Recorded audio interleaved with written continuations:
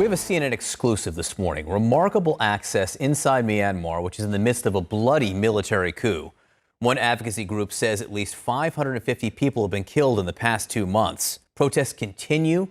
They did throughout the weekend, which security officials have been responding to with this brutal crackdown, detaining thousands.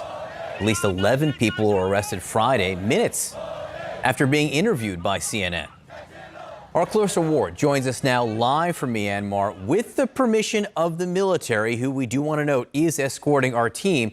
So, Clarissa, what's happening now? Tell us why it's so important for you to be there.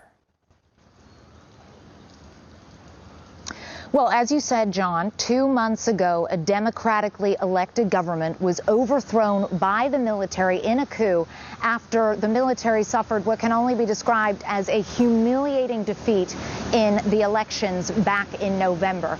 That coup has given rise to an enormous protest movement that has swelled across the country.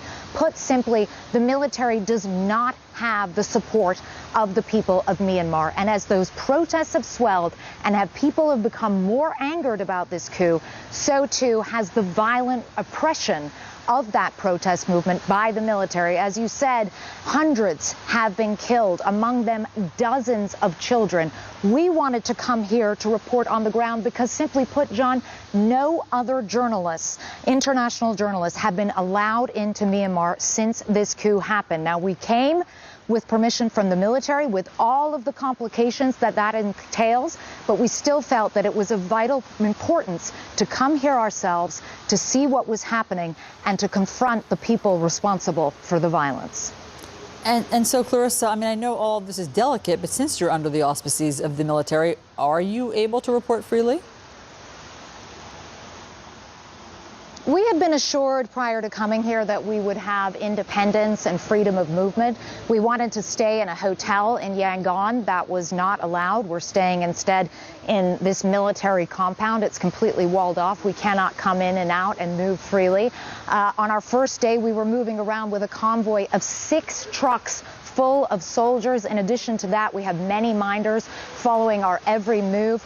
Whenever we do have the opportunity to be on the street, which is very rarely, Allison, our minders are constantly filming everything with their cell phones, making notes, making phone calls, taking records of every single person we talk to and every single movement we make. So it has not been without its challenges, Allison. Well, they're taking pictures and they're taking names, apparently, Clarissa. So tell us about the people who've been detained after speaking with you. So this was a very distressing incident, John. On one day, we were finally allowed to go to a public space, to an open market.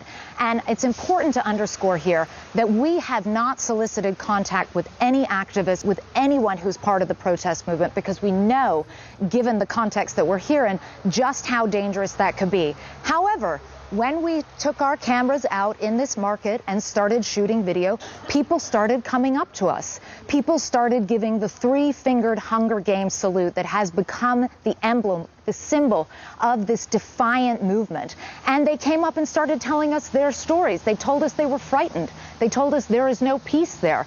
And we let them say their piece. We felt it was important to give them the opportunity to have their side of the story on the record. Shortly afterwards, however, we found out that many of them were detained. One woman actually ran after me while we were still at the market, trembling like a leaf, on the phone with someone who said that 3 people we'd spoken to had already been arrested. We had the opportunity, however, to sit down with Myanmar's senior military leadership, the government spokesman himself, and we asked him why on earth these people had been arrested, and we urged him to release them. Take a listen.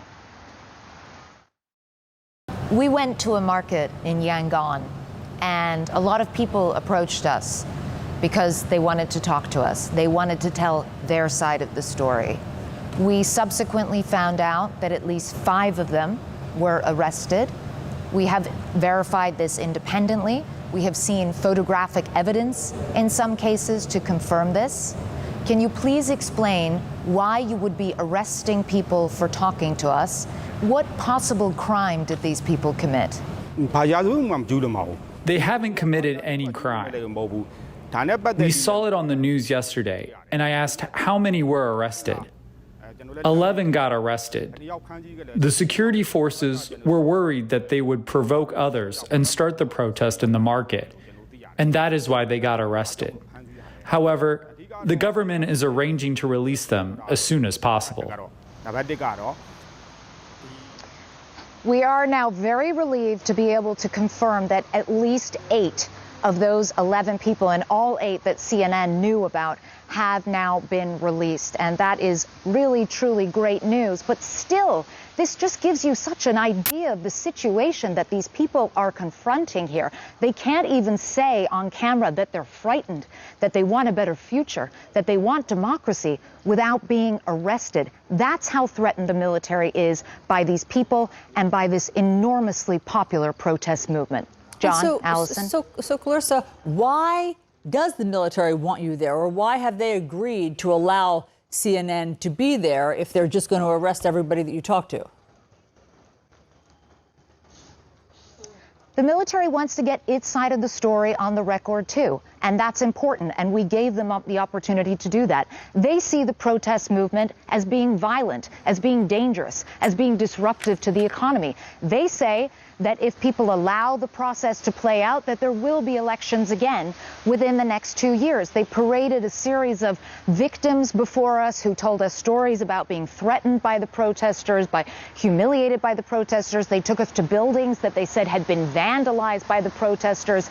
But when it comes to the idea of this 2-year process before which there will be elections, you can understand why very few people here have any faith in that. There were democratically held elections back in November. There were independent observers who attended those elections who did not make note of any egregious fraud or anything of that nature. And yet still the military intercepted and this coup took place. So very few people here actually believe them when they say that there will be another chance at elections. And after more than half a century of repressive military rule, simply put, they're not willing to give up. They're not willing to let go of the hard-won freedoms that they have enjoyed in the last decade.